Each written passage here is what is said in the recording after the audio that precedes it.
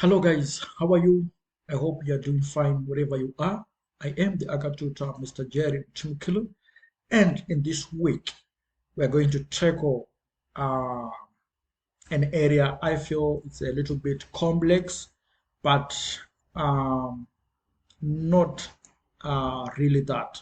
But some students, let me just say, a lot of them found it very complex and intimidating.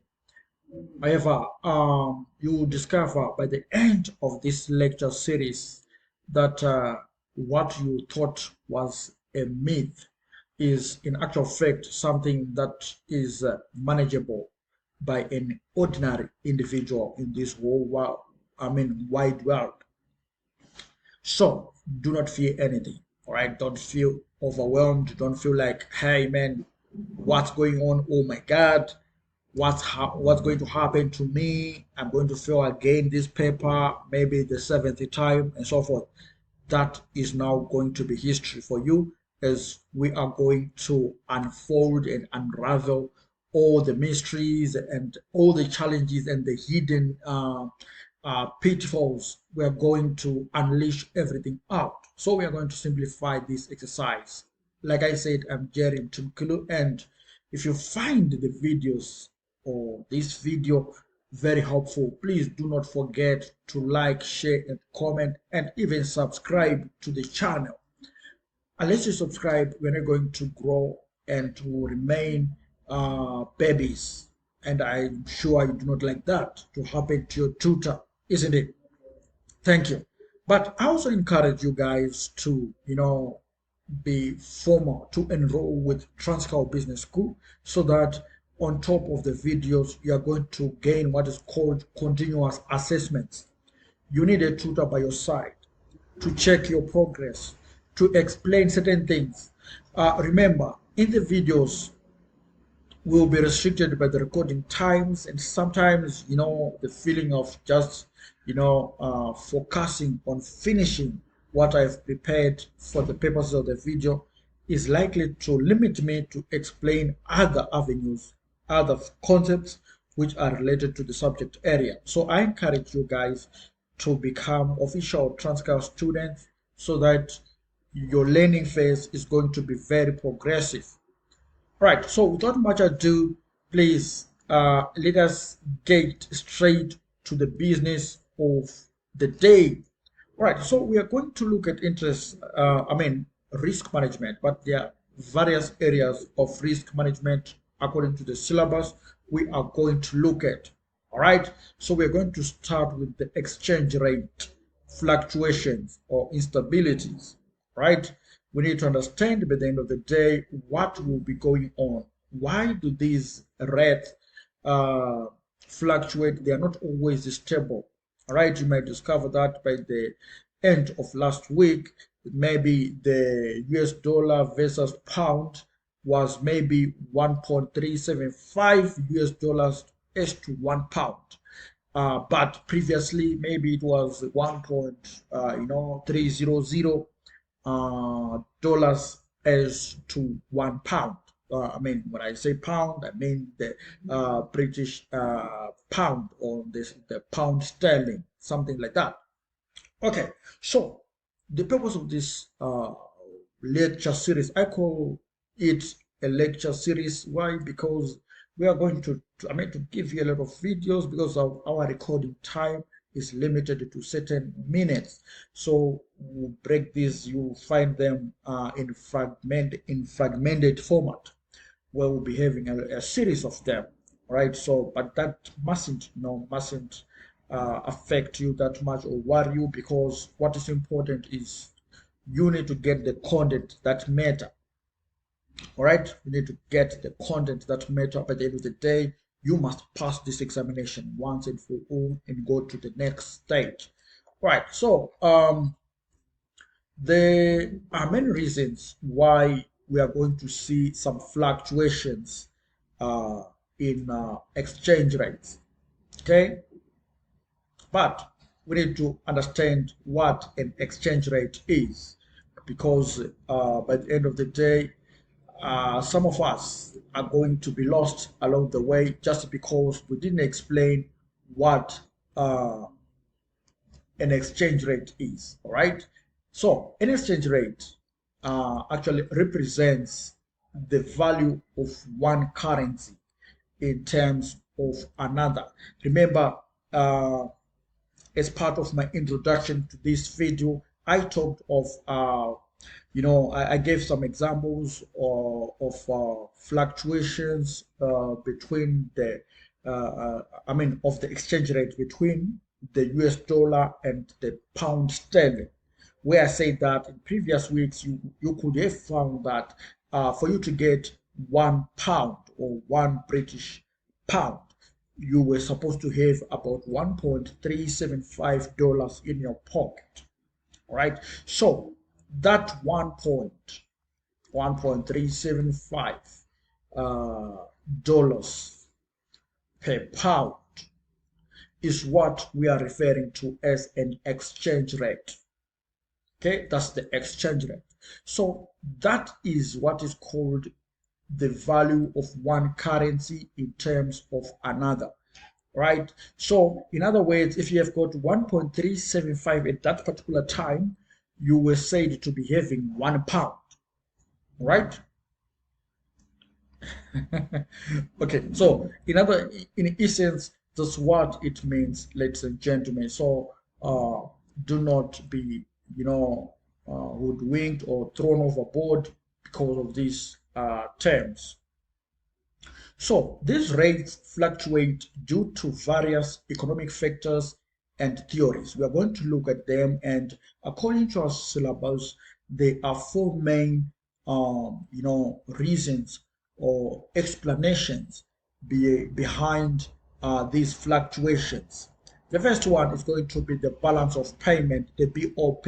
Remember when we did our macroeconomics studies, this term was actually a common term, and you were not going to pass those examinations, especially the ACCA, the ACCA business technology module. You were not going to pass that one if you didn't master those concepts. So by the fact that you passed that module or you were exempted from it, the assumption is that you have got some understanding or general understanding of basic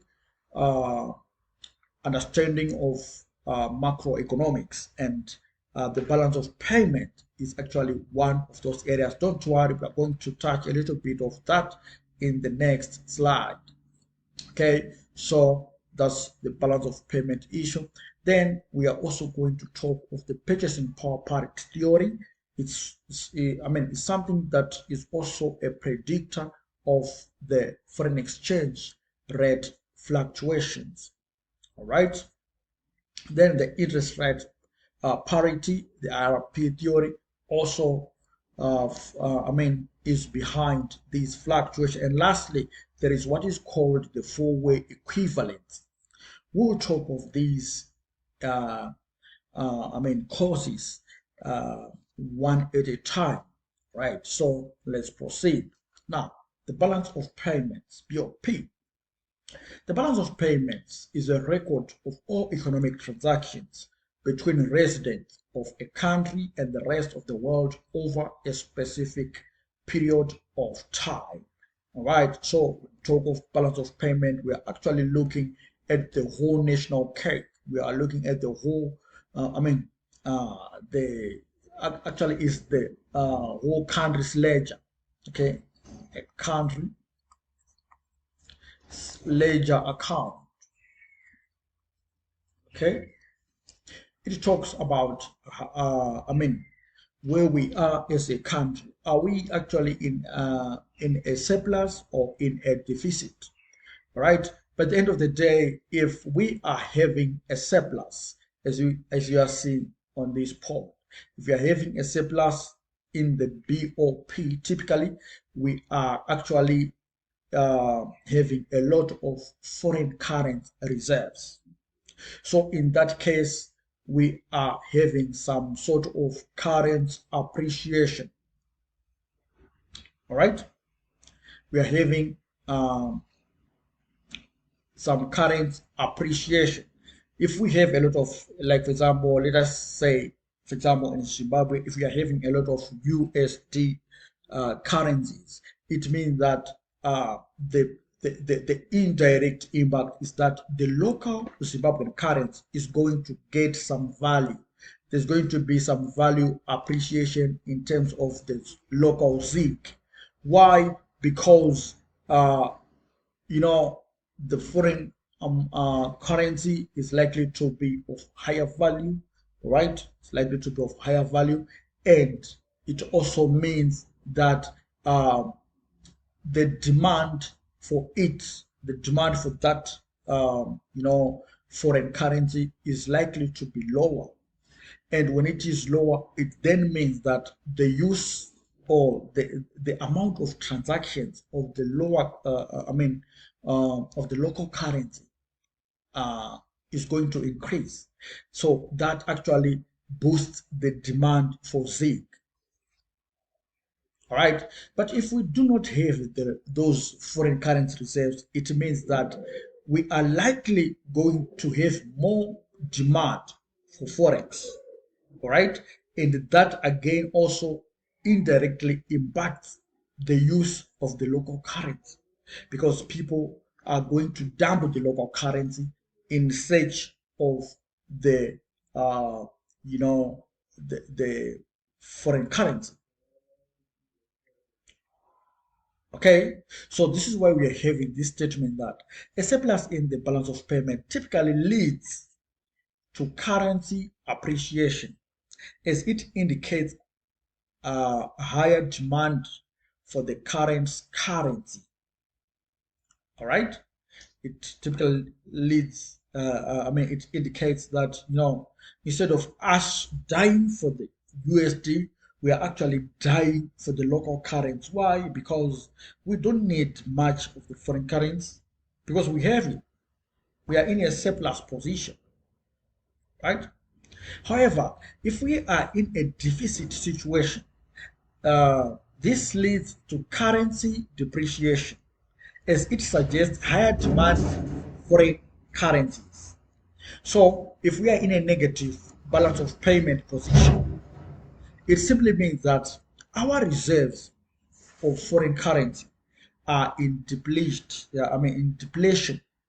All right, we are in deficit. We are actually in the negative.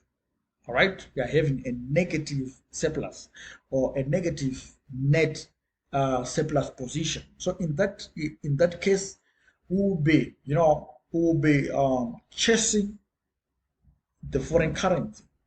All right, and by chasing the foreign currency, it simply means that we are dumping our own local currency. That's the economics, guys. Okay, so what can lead to us having more foreign currency uh, or less foreign currency? All right, there is actually an idea of export and import. So if our exports rise and imports, if our exports rise above imports or exports exceed imports, it means that we will be in a positive or surplus position. So this is why the government tries by all means to ensure that exporters are incentivized. Why? Because we want the foreign currency. If we have more foreign currency, it means that the RBZ or the Reserve Bank of Zimbabwe will be justified to print more ZIGs. Why? Because we'll be having enough reserves, right?